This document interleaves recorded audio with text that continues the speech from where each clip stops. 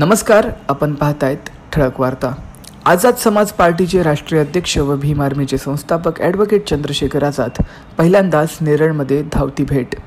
2 जानेवारी 2024 रोजी या महत्त्वाच्या दिवशी हुतात्मा हिराजी पाटील तसेच वीरभाई कोतवाल यांच्या स्मृतीस नेरळ येथे भेट देऊन ॲडव्होकेट चंद्रशेखर आझाद यांनी अभिवादन केले।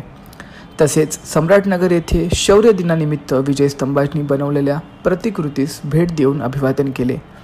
डॉक्टर बाबासाहेब आंबेडकर यांच्या स्मृतीस देखील यावेळी अभिवादन केले। यावेळेस मोठ्या संख्येने महिला, तरुण, लहान मुले उपस्थित होते। ॲडव्होकेट चंद्रशेखर आझाद यांचे नेरळ शहरामध्ये जंगी स्वागत देखील करण्यात आले। मोठे बॅनरबाजी करण्यात आली तसेच ढोल ताशाच्या गजरामध्ये त्यांचं स्वागत करण्यात आलं। नेरळ गावचे सरपंच पारधीताई तसेच माजी उपसरपंच शंकर घोडविंदे, सदस्या देशमुखताई, अनेक महिलांनी तसेच लहान मुलांनी यांच्यावर पुष्पवृष्टी करून त्यांचे स्वागत केले। त्यांनी सम्राट अशोक येथील जनसमुदायास मार्गदर्शन करताना छत्रपती शिवराय फुले शाहू आंबेडकर यांच्या विचारांचा वारसा घेऊन पुढील आयुष्य जगावे तसेच आझाद समाज पार्टी व भीम आर्मी मोठ्या प्रमाणात भारतामध्ये जिथे अन्याय अत्याचार होतो तिथे काम करते। तरुणांना निर्वसनी राहण्याचा देखील यावेळेस त्यांनी सल्ला दिला।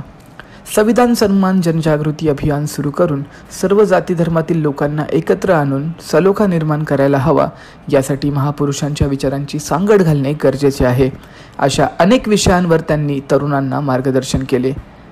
त्यावेळी ॲडव्होकेट सुमित साबळे, आझाद समाज पार्टीचे रायगड प्रभारी सिद्धार्थ सदावर्ते, सम्राट युवक मंडळ अध्यक्ष संजय सदावर्ते, ॲडव्होकेट सम्यक सदावर्ते, मिलिंद कीर्ते, स्वप्नील सदावर्ते, जाकीर खान व सर्व पदाधिकारी उपस्थित होते। आझाद समाज पार्टीचे महाराष्ट्र राज्य उपाध्यक्ष तसेच प्रवक्ता ॲडव्होकेट सुमित साबळे यांच्या कार्यालयाला ॲडव्होकेट चंद्रशेखर आझाद यांनी भेट दिली।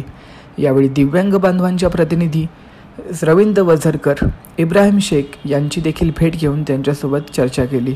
सोबतच भेटवस्तू देखील दिली। चंद्रशेखर आझाद यांचे स्वागत ठिकठिकाणी करण्यात आले। कर्जत, 4 फाटा येथे देखील शिवसेना नेतृत्व नितीन सावंत यांनी सुद्धा बॅनर लावून त्यांचे स्वागत केले। मोहाचीवाडी, राजेंद्र गुरुनगर, ममदापूर, खांडा वेगवेगळ्या विभागात जल्लोषात स्वागत करण्यात आले। तसेच मुस्लिम समुदायाकडून देखील जोरदार स्वागत केले।